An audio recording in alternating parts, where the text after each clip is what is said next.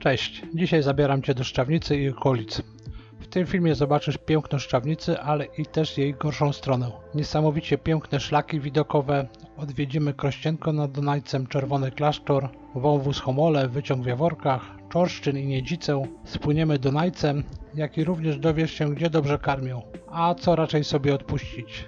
A więc odkrywaj ze mną Szczawnicę i Pieniny i inne atrakcje w okolicy. Szczawnica leży w Małopolsce, na pograniczu Pienin i Beskidu Sądeckiego. Spacer po tym urokliwym uzdrowisku zaczniemy od ulicy Głównej, która przechodzi w ulicę Szalaja i tworzy niejako kręgosłup Szczawnicy. Spacerując tymi ulicami możemy podziwiać charakterystyczną architekturę Szczawnicy. Drewniane wille w stylu szwajcarskim z bogato zdobionymi balkonami i rzeźbionymi okapami dachów. Oczywiście jako główna oś miasta nie brakuje na niej sklepów, kafejek, knajpek i restauracji. O tym, które polecam, opowiem Wam później. Park Dolny powstał w latach 60. i leży u stóp góry Bryjarki. Spacerując alejkami natrafimy na staw, fontannę, źródełko Wanda, altanę. Oczywiście nie mogło zabraknąć tężni solankowej. Spacer wieczorem, jak park zostanie rozświetlony kolorowymi światłami, dostarcza znacznie więcej wrażeń niż w dzień i naprawdę warto przyjść tu po zmierzchu.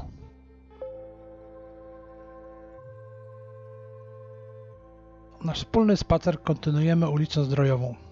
Idąc ku górze, po kilku metrach poczujemy specyficzny zapach końskiej taksówki. Po drugiej stronie ulicy ujrzymy piękny zegar z kwiatów, a trochę dalej nad tym deptakiem króluje pomnik Henryka Sienkiewicza, który nieraz odpoczywał w Szczawnicy. Idąc dalej pod górę, możemy na chwilę odpocząć na jednej z ławek otaczających nowoczesną fontannę. Kiedy nabierzemy sił, ruszamy w kierunku placu Dietla. Zanim jednak tam dotrzemy, miniemy efektowne kamienne schody prowadzące do Parku Górnego. Powstały one na wzór słynnych schodów hiszpańskich w Rzymie, dlatego szybko stały się jednym z najbardziej rozpoznawalnych miejsc w Szczawnicy. Tuż obok stoi zabytkowa drewniana altana. To nie tylko ozdoba parku, ale dawny pawilon źródła mineralnego Waleria, odkrytego w 1840 roku. Nazwę nadał mu Józef Szalaj, upamiętniając Walerię, żonę miejscowego lekarza. Tuż przed placem Dietla znajduje się charakterystyczna ławeczka z parasolem. To idealne miejsce na krótką przerwę i pamiątkowe zdjęcie ze Szczawnicy. Wchodzimy na plac Dietla, jedno z najpiękniejszych i najbardziej reprezentacyjnych miejsc Szczawnicy. W jego centrum znajduje się charakterystyczna fontanna z rzeźbą Kobieta z dzbanem. Przedstawia ona półnagą kobietę trzymającą dzban, z którego wypływa woda. Historia tej rzeźby jest ciekawsza niż mogłoby się wydawać. Pierwsza figura pojawiła się tutaj w 1957 roku i została wykonana przez artystę Stanisława Marcinowa. Inspiracją do rzeźby była Georgetta, młoda kelnerka pracująca w restauracji Malinowa na placu Dietla. Obecnie możemy oglądać nową wersję rzeźby wykonaną z brązu przez Michała Budkiewicza. Została ustawiona podczas przebudowy fontanny w 2012 roku. Będąc na placu Dietla, warto wejść na niewielkie wzgórze po prawej stronie. To właśnie tutaj, na skraju Parku Górnego, znajduje się jedna z najcenniejszych pamiątek historii Szczawnicy. Kaplica zdrojowa pod wezwaniem Najświętszej Maryi Panny Królowej Niebios. We wnętrzu znajduje się obraz Matki Bożej z Dzieciątkiem, którego autorstwo przypisuje się Józefowi Szalajowi. W pobliżu można znaleźć również mniej znaną ozdobę tego miejsca, rzeźbę chłopca grającego na fujarce.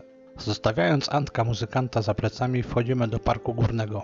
To najstarszy park zdrojowy w Szczawnicy, jego historia sięga 1824 roku. Park powstał wokół niewielkiej rozlewni wód leczniczych i z czasem był rozbudowany przez kolejnych właścicieli. Józef Szalaj, człowiek, który właściwie zbudował uzdrowisko, sprowadził tu rzadkie gatunki drzew. Park ma 10 hektarów, więc jest gdzie chodzić. A spacerując na pewno trafimy na inhalatorium. Inhalatorium, potężny budynek z lat 30. XX wieku, który wtedy należał do najnowocześniejszych w Europie. Wśród alejek i drzew poukrywane są też rzeźby.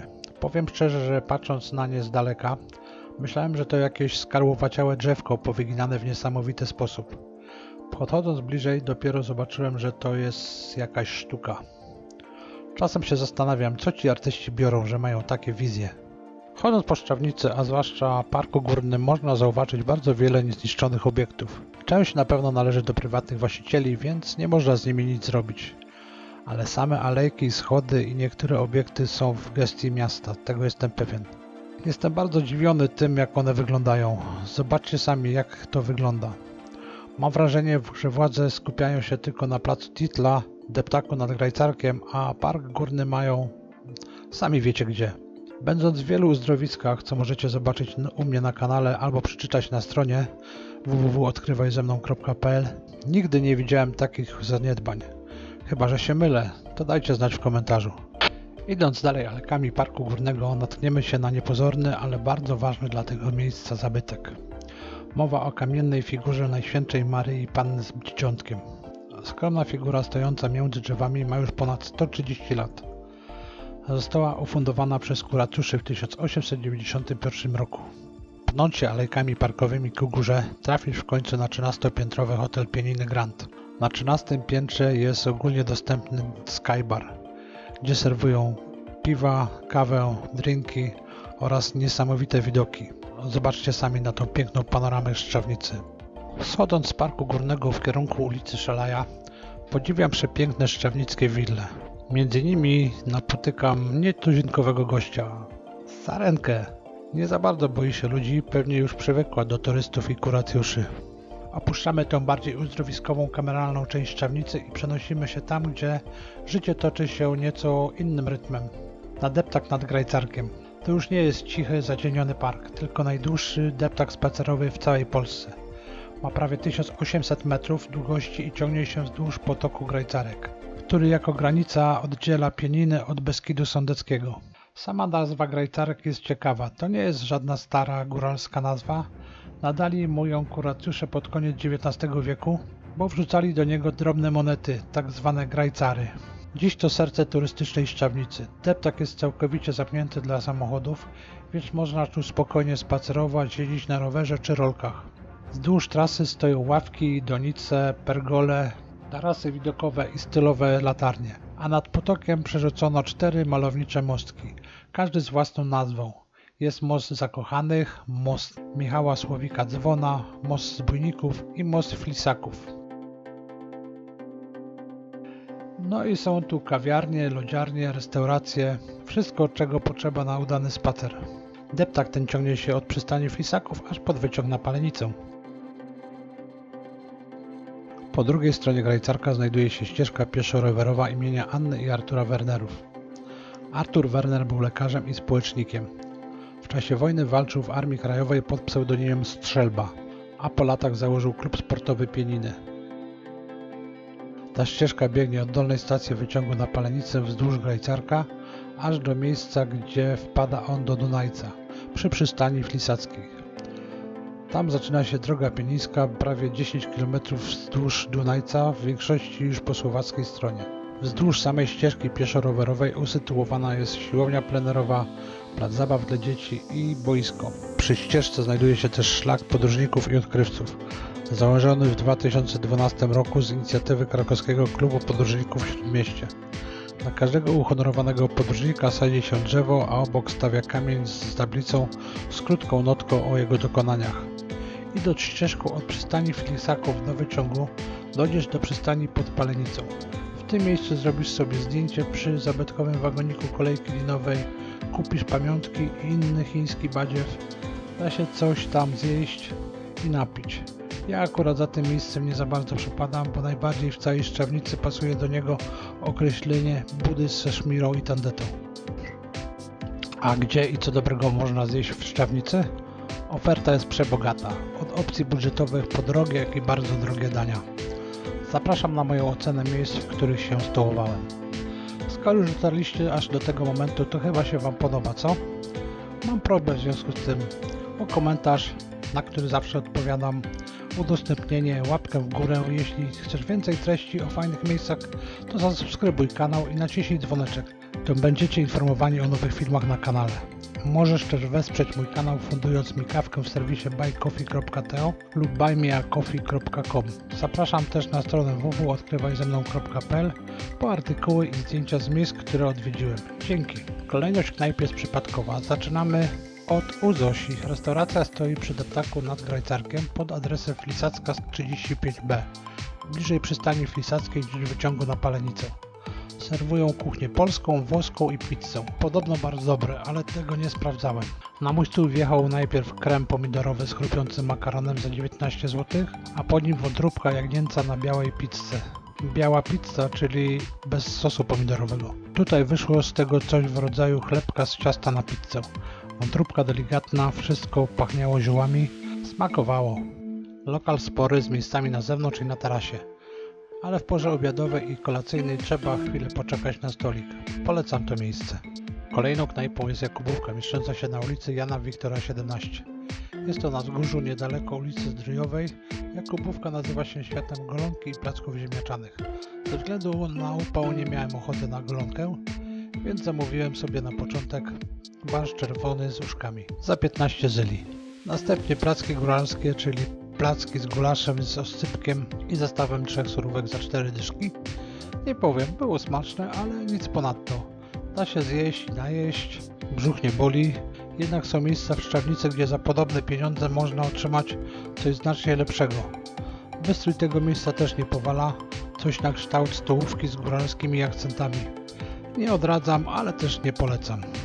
Będąc w okolicach ulicy Zdrojowej, musicie zawitać do restauracji Pod Siekierami. Mieści się ona dokładnie pod numerem 12. To lokal rodzinny, działa od 1989 roku, czyli już ponad 35 lat.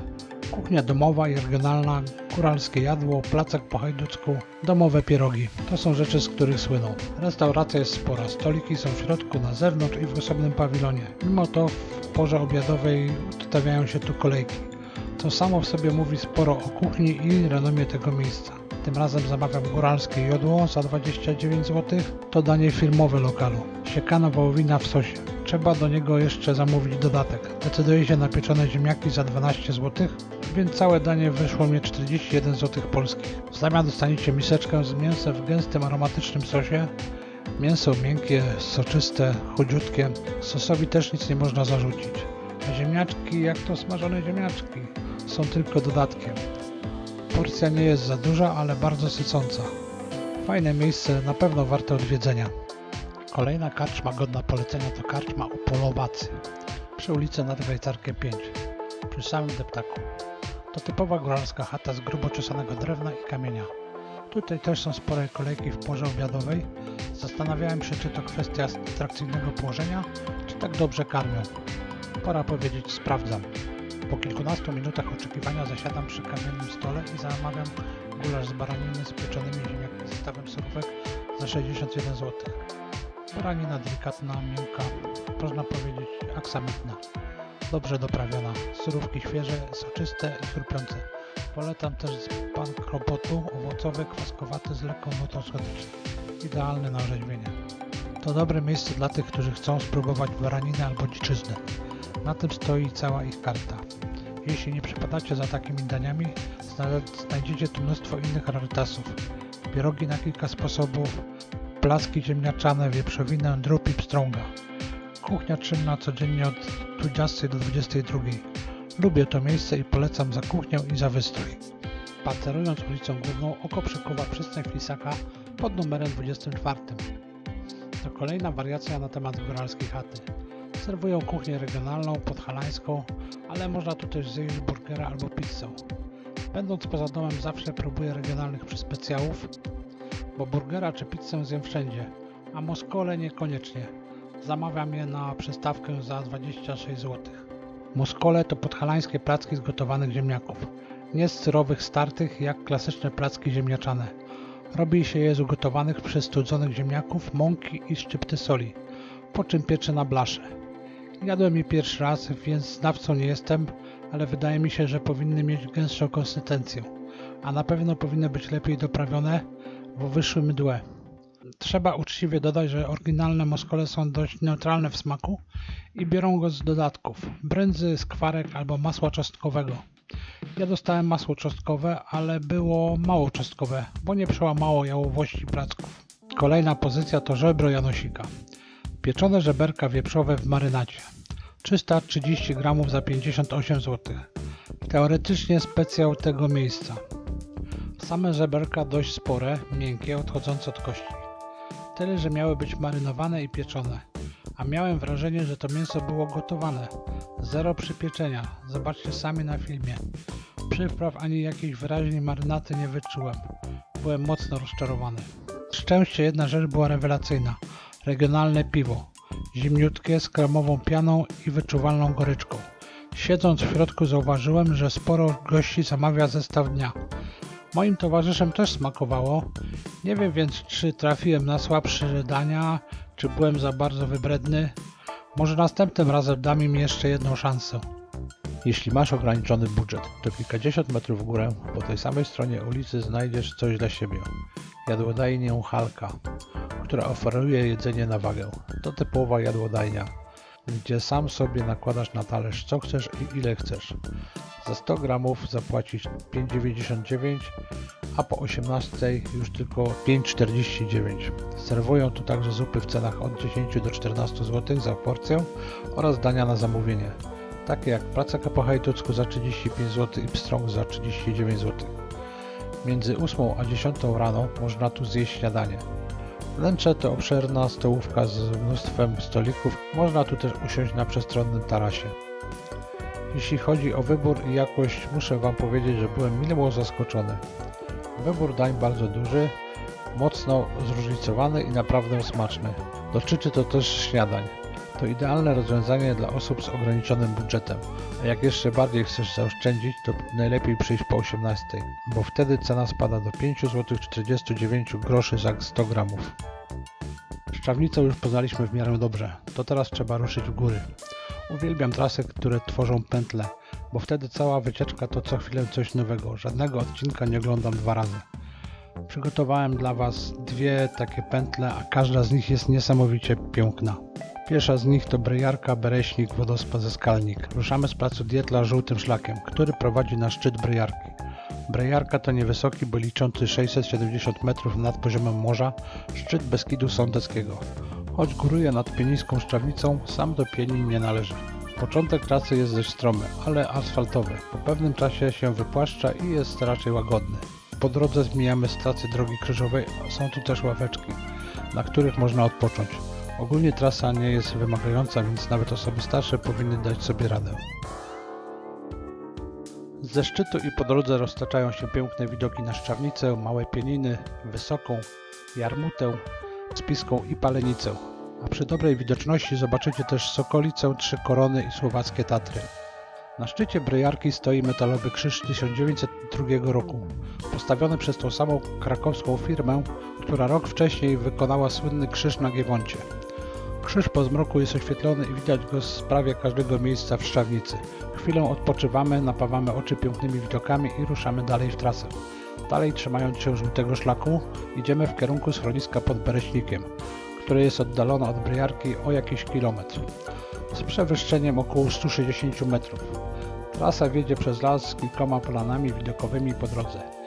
Na jednej z nich roztacza się jeden z ciekawszych widoków w okolicy, jednocześnie na Pieninę i Tatry. Po 20 minutach marszu docieramy do Bacówki pod Bereśnikiem, dawnej Bacówki pasterskiej, którą w 1989 roku rozbudowano i zamieniono w schronisko. Miejsce to na tle innych schronisk wyróżnia się przepysznymi daniami, które serwuje ich kuchnia. Akurat dotarłem w porze obiadowej, więc zamawiam zupę z czosnkiem niedźwiedzim za 24 zł. Zupa pierwsza klasa, gęsta, podana ze śmietaną i grzynkami, przepyszna, aromatyczna i mega pożywna. Na drugie zamawiam naleśnik z Bereśnika za 29 zł. Jest to kiełbaska zasmażana z żółtym serem zawinięta w naleśnik, a do tego surówki. Tak dobre i tak dobrze przesmażonej kiełbaski dawno nie jadłem. Będąc na tym szlaku musicie tam coś przekąsić, bo naprawdę warto. Wiele restauracji w ogóle nie może się równać z kuchnią tego schroniska. Polecam z całego serca. Opuszczamy to urocze miejsce i ruszamy czarnym szlakiem w kierunku Sewerynówki. To niedługi, ale dość stromy odcinek, około 2,2 km, wiodący głównie przez las. Po niecałej godzinie docieramy do Sewerynówki, niewielkiej polany na skraju Szczawnicy. Kierujemy się asfaltową drogą w dół w kierunku Szczawnicy. Po drodze, tuż przy Potoku Sopotnickim, napotykamy gospodę Czarda. Działa tu już od XIX wieku, wtedy jeszcze pod węgierską nazwą Tsarda. Poza kilkoma rodzajami piw serwują też wyśmienite dania kuchni regionalnej oraz wyroby własne, takie jak miody, nalewki, smalec, sery i tym podobne. Ja kupuję pajdę chleba ze smalcem i ogórkiem kiszonym. Wyśmienita. Pokrzepiony, ruszam parę metrów dalej, aby zobaczyć cudo natury, czyli wodospad Zaskalnik. Zaskalnik to jedna z większych atrakcji przyrodniczych tego regionu. Spieniona woda spada tu z kilkumetrowej wysokości, pośród zieleni i głazów, tworząc naprawdę klimatyczne miejsce. Od wodospadu niebieskim szlakiem wzdłuż potoku Sopotnickiego wracamy do centrum Szczawnicy. To jest jakieś 40 minut marszu i pętla się zamyka. Cała ta pętla ma około 7,3 km długości. Według przewodników czas jej przejścia to około 4 godzin. Nam to zajęło prawie 8, ale mieliśmy czas na odpoczynek, podziwianie krajobrazów i delektowanie się regionalną kuchnią. Spacer szlakiem to nie wyścig, tylko czas relaksu. A wy jak podchodzicie do takich tras? Trzymacie się czasu z przewodnika czy mapy? Czy tak jak ja, olewacie stoper i idziecie swoim tempem? Napiszcie w komentarzu, bo jestem naprawdę ciekaw, po której jesteście stronie. Jeśli uważasz, że widoki ze szlaku na Brejarkiem są cudne, to szlak, jaki Ci teraz pokażę, wyrwie Cię z kapci.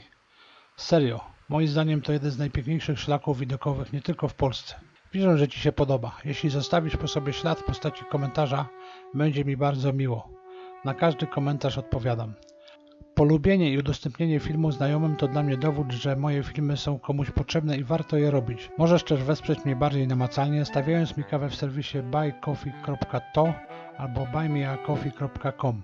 Dzięki serdeczne. Kolejny piękny widokowy szlak to Homole, Szafranówka, Palenica. Przygodę zaczynamy w wąwozie Homole, który jest głębokim, wapiennym kanionem w Małych Pieninach. Ma około 800 metrów długości, a jego strome ściany w niektórych miejscach sięgają nawet 120 metrów wysokości. Cały wąwóz razem z pobliską Czajkową Skałą jest rezerwatem przyrody od 1963 roku. Wchodząc do niego musicie być przygotowani na to, że będziecie niejednokrotnie przekraczać potok po metalowych kładkach i mostkach, a same kładki oraz mokre skały bywają śliskie, łatwo się poślizgnąć. Wchodząc od strony Jaworek mamy tu do czynienia z płaskim dnem wąwozu. Wymagający fragment czeka dopiero na jego końcu. To dość strome podejście, najtrudniejszy odcinek całej trasy, zwłaszcza po deszczu, kiedy robi się grząsko i ślisko. W zamian po drodze zobaczycie przepiękne okoliczności przyrody. Pionowe ściany wąwozu i rwący górski potok, opływający wielkie skalne głazy. Po wyjściu z wąwozu na Polanę Dubantowską idziemy dalej zielonym szlakiem. Zielony szlak biegnie w stronę Przełęczy Korbalowej i Wysokiej, ale my skręcamy w prawo na czarny szlak prowadzący do schroniska pod Durbaszką. Czarny szlak zaczyna się piąć stromo w górę zbocza. To jeden z najbardziej wymagających fragmentów tej trasy. Pnąc się do góry warto co jakiś czas przystanąć i popatrzeć za siebie, bo im wyżej, tym piękniejsze widoki nam się ukazują. Nam ten odcinek zajął prawie 2 godziny. Zanim dotarliśmy do schroniska pod Durbaszką. Nazwa jest trochę myląca, bo to jest górski ośrodek szkolno-wypoczynkowy. Można tutaj coś zjeść, ale wybór jest bardzo skromny. Można kupić napoje i przekąski, a z racji tego, że jest to ośrodek edukacyjny, piwka to tutaj nie uświadczycie. Za to macie piękne widoki z tarasu na Beskid Sądecki z wieżą widokową na Radziejowej i na Dolinę Szczawnicy w dole. Wracamy na czarny szlak i idziemy płaskim grzbietem Małych Pienin, podziwiając widoki zapierające dech w piersiach. Trasa z tak pięknymi widokami do tego płaska nieczęsto się zdarza. Idąc tym grzbietem podziwiamy po polskiej stronie Pieniny właściwe z 3 koronami i sokolicą, a po słowackiej Magurę z Piską, a za nią na horyzoncie Tatry. Rewelacja, naprawdę coś pięknego.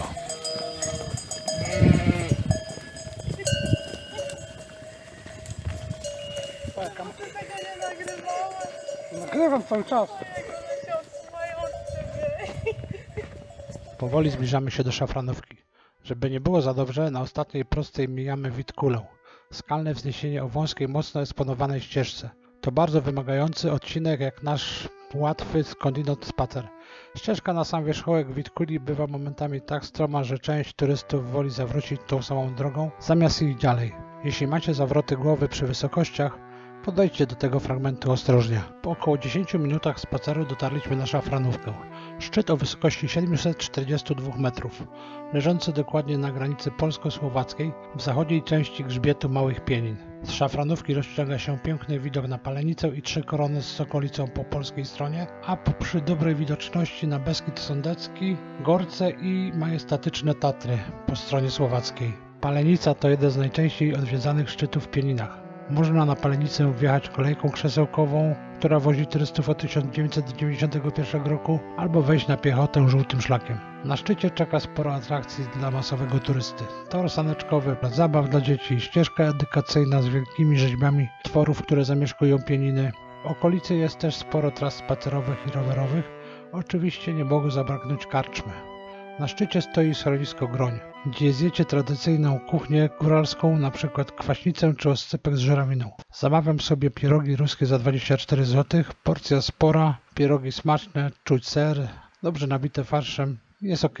Po tym dość długim spacerze i upale dającym się we znaki odczuwamy zmęczenie. Zjeżdżamy wyciągiem, bilet w jedną stronę w dół to koszt od 20 do 32 zł, a wjazd góra-dół w cenie od 25 do 39. Zależnie od sezonu i zniżki. Zjazd trwa parę minut i oszczędza nogi po całodniowym spacerze. Po kilku dniach w górach trzeba odetchnąć.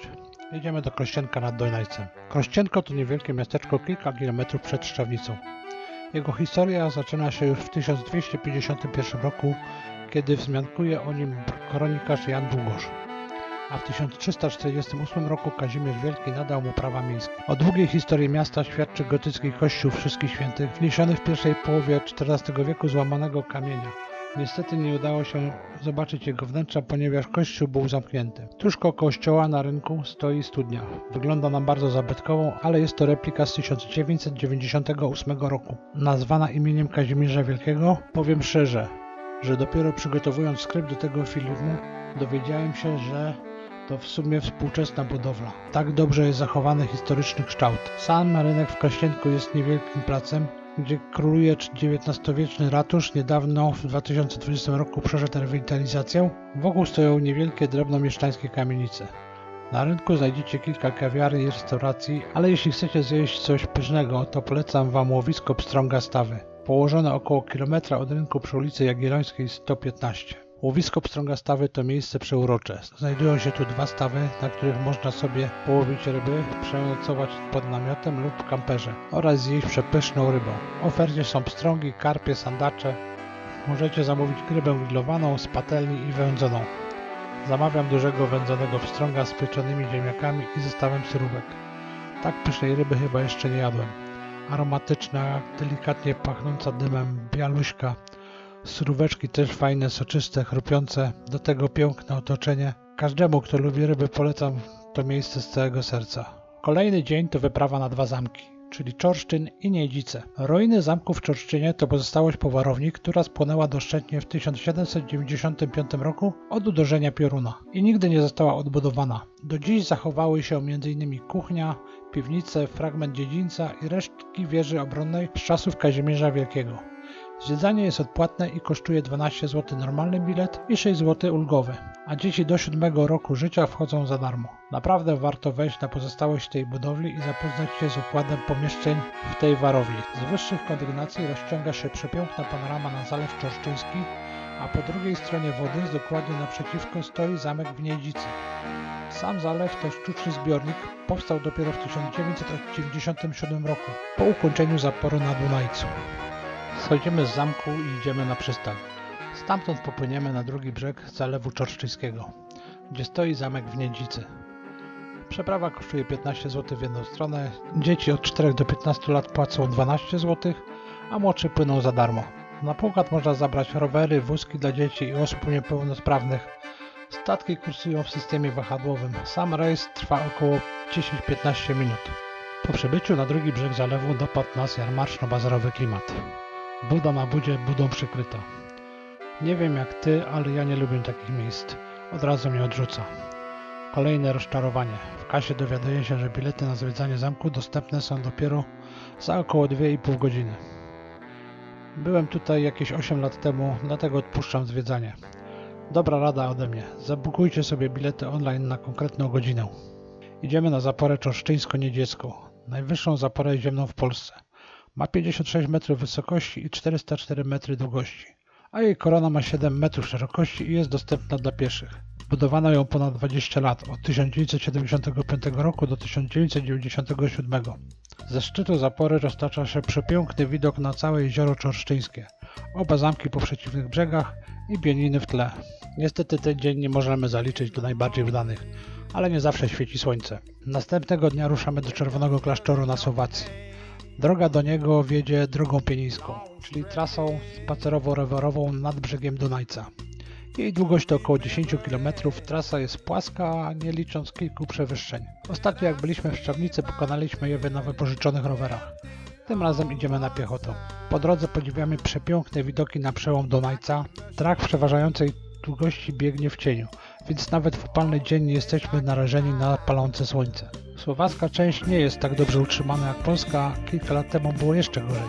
W kilku niebezpiecznych miejscach Słowacy zamontowali barierki ochronne, to znacznie zwiększyło bezpieczeństwo. Ale jadąc na rowerze trzeba jeszcze uważać na kilka miejsc, gdzie można wypaść z trasy. Po kilku godzinach spaceru docieramy do Czerwonego Klasztoru. Czerwony klasztor założyli w 1319 roku Kartuzi. Budynki wznoszono z czerwonej cegły, stąd i nazwa. Klasztor ma burzliwą historię. Plądrowali go husyci, pożar strawił wieżę i dach kościoła. Obecnie mieści się w nim muzeum, które można zwiedzać z audioprzewodnikiem. Na dziedzicu klasztornym w miejscu dawnej karczmy z XVIII wieku działa dziś karczma pod Lipami. Po wyczerpującym marszu czas na posiłek. Wnętrze jest utrzymane w klimatach karczmianych. Potrawy zamawia się przy barze, a karczmiarz lub karczmiarka przynosi Wam to do stołu. Płacić możecie na wszelkie dostępne sposoby, kartą, euro i złotówkami. Pierwsze co zamawiam to zimna orzeźwiająca kofola z kija. No i piwko. Nie wiem jak Wy, ale ja uwielbiam smak tego słowackiego napoju. Zwłaszcza jak jest dobrze schłodzony i lany z kija. Jakby ktoś nie wiedział, cały czas mówię o kofoli. A Ty lubisz kofolę? Daj znać w komentarzu. Następnie na stół wjeżdża kolejna słowacka klasyka. I knedlicki z kapustą i skwarkami. To jest zwykła karczma, nie można tutaj oczekiwać niesamowitych przeżyć kulinarnych, ale jedzenie jest smaczne, porcje dość spore.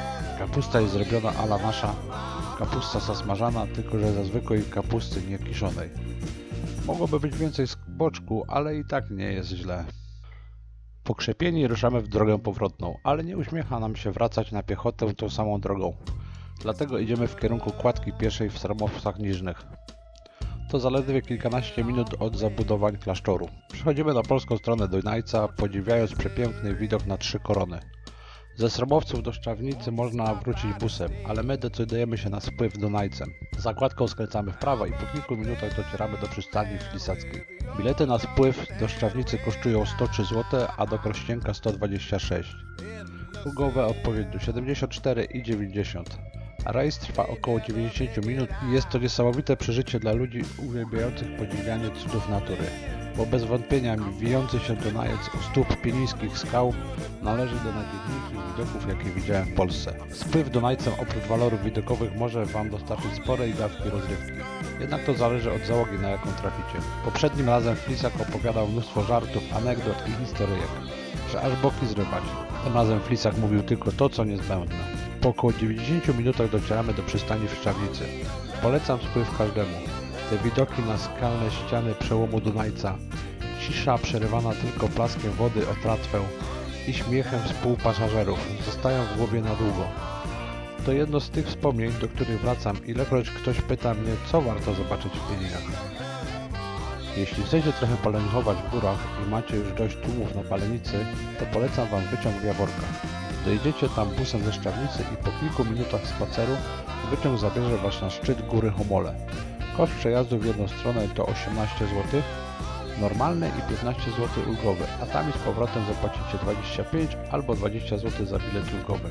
Gdy już wjedziecie, polecam wejść stalowymi schodami na punkt widokowy, skąd rozpościera się przepiękny widok na Trzy Korony, pasmo Lubania i Radziejowej, a w dole hala z pasącymi się owcami i krowami. Jest tam kilka ławek i teleskop, więc można spokojnie usiąść i wyciszyć się i po prostu popatrzeć w góry. Tuż obok stacji wyciągu działa też bacówka, do której zmierzamy schodząc górską ścieżką. To miejsce możecie też dotrzeć z wąwozu Homole, skręcając w lewo przy wyjściu z wąwozu. Bacówka na górze Homole to typowe miejsce, gdzie można się czegoś napić, zjeść i odpocząć.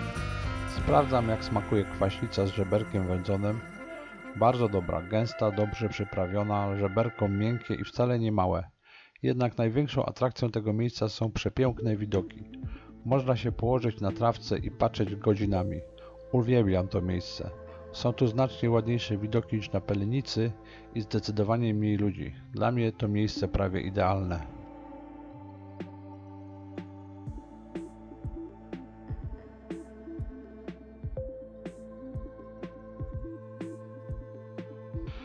Będąc w Jaworkach warto też przejść się po samej wsi. W centrum, tuż przy głównej drodze urządzono niewielki placyk nawiązujący do dawnych rusnackich Jaworek. Pobielany mur z kamiennymi wieżyczkami zwieńczonymi stożkowymi, gontowymi dachami przypomina starą łemkowską zabudowę tych okolic. Na środku placu stoi słup stylizowany na XIX-wieczny słup ogłoszeniowy z tablicami opisującymi historię 4 dawnych rusnackich wsi: Jaworek, Szlachtowej, Białej i Czarnej Wody. Jaworki były bowiem centrum tzw. Rusi Szlachtowskiej, najdalej wysuniętej na zachód enklawy łemkowskiej. Mam nadzieję, że zachęciłem Was do odwiedzenia tego pięknego rejonu Polski.